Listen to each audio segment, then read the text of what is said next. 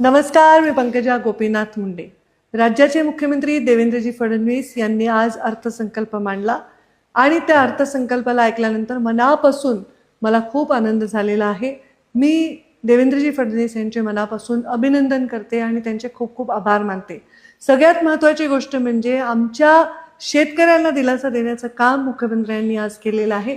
2 लाख रुपयापर्यंतचं कर्ज जे 2025 सप्टेंबरपर्यंत थकीत आहे ते माफ करण्याचा अत्यंत महत्त्वाचा स्वागतार्ह निर्णय त्यांनी घेतलेला आहे। तसेच गोपीनाथ मुंडे शेतकरी अपघात विमा योजनेमध्ये शेतमजुरांना सुद्धा त्यांनी सामील करून फार मोठा दिलासा दिलेला आहे।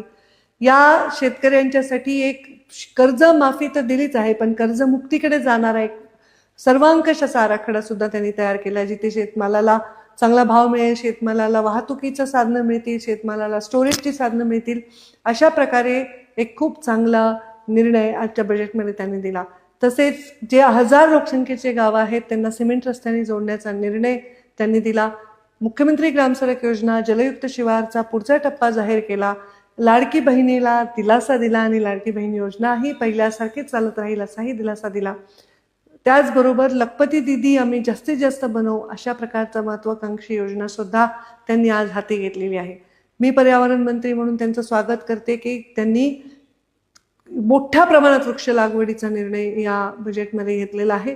त्याचबरोबर